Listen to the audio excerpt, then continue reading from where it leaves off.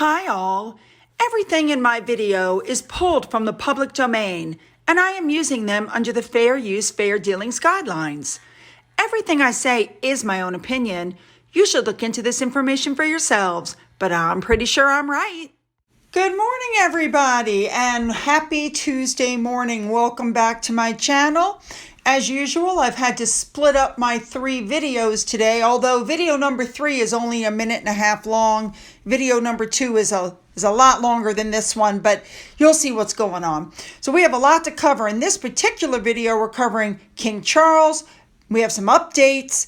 We have BetterUp again and another Invictus update. So let's just jump in and get there, shall we? Let's go.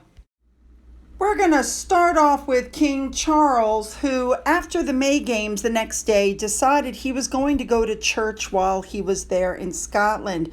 He was able to go outside and socialize with a lot of the people that were there.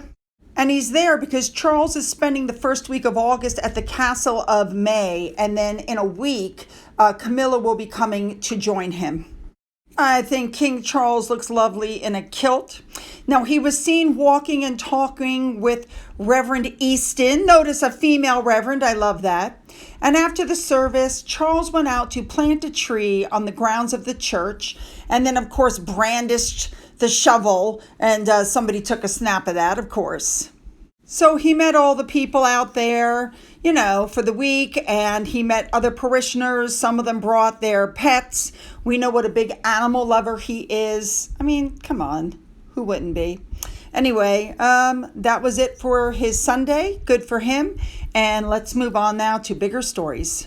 All right, we're going back to the whole Spotify thing. Some more drama has come up. We know that Harry and Meghan signed this deal in 2020. It took them 2 years just to put out 12 episodes of a podcast that the numbers were not even good on. They tried to lie to us and say the numbers were better, but we knew better than that. Apparently, Mr. Simmons, who is the gentleman who called them grifters, said that the Effing Grifters is the podcast they should have launched with them.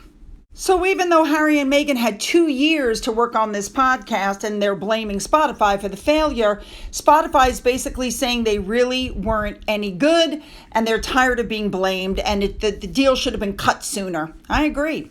All right, moving on. All right, another debunk from the Oprah interview. Shocking, even after all this time, they're finding them. During the Oprah interview, Meghan talked about how the Queen put a blanket over both their knees when they got in the car from, you know, the thing that they went on, and how wonderful it was and how the Queen was so nice to her. But unfortunately, that is actually not what happened. Watch this. And she has a blanket that sits across her knees for warmth, and it was chilly. And she was like, Meghan, come on, and put it over my knees as well. Oh, right? Nice. Like the Queen for... Now, it has to be this engagement. This is the only joint one where anything like that happened. And as you can clearly see, the Queen puts the blanket over her knees. She does not put it over Meghan's. Now, the next thing we're going to talk about is a video clip sent to me by a subscriber about a problem with their Netflix docuseries, okay? Here's the clip. Watch this.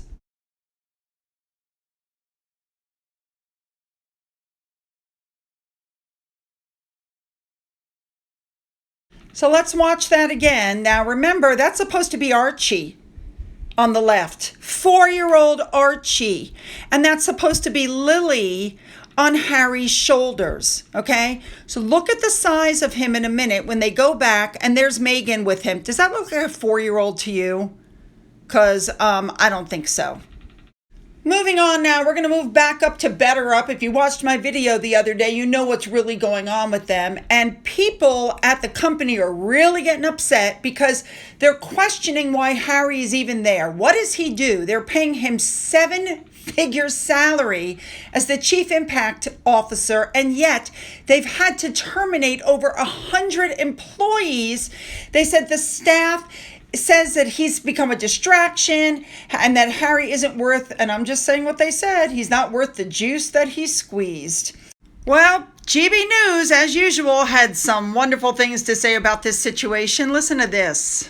Next guest is writer and broadcaster Esther Kraku. Esther, fabulous to have you back. Now, look, it may be easier to keep things hush within the royal family, but it's a bit harder to do that in the outside world. Prince Harry's the Chief Impact Officer for BetterUp, and staff don't really see what he brings to the table for his seven-figure salary, do they? Yes, unfortunately, without the protection of the royal family and the royal family massaging what the press knows about members of the royal family, unfortunately, you're really out there for the public to know you in your full glory. So basically, the company that Prince Harry is chief impact officer of BetterUp, which is a life coaching company, has just laid off about 100 employees. And a few of those employees are grumbling, asking, what this particular individual, Prince Harry in this case, is doing to justify his seven-figure salary when allegedly the company's cutting back on staff members for whatever reason. Obviously, it must not be going very well if the company is laying off staff, but also there's a question of how much work could he actually have done if he's in the process of filming his Invictus Games documentary. He's released a book. He is apparently planning another tour somewhere in Africa. His wife has been busy as well. So really, how much work could he actually have done given all the things that he's been allegedly busy with as well?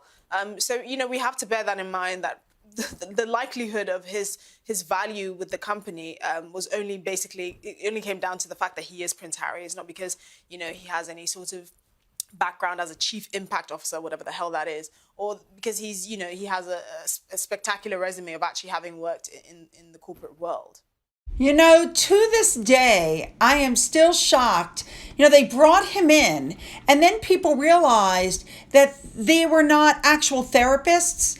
And this is the man who told people, if you're not happy in your job, if it affects your mental health, just quit.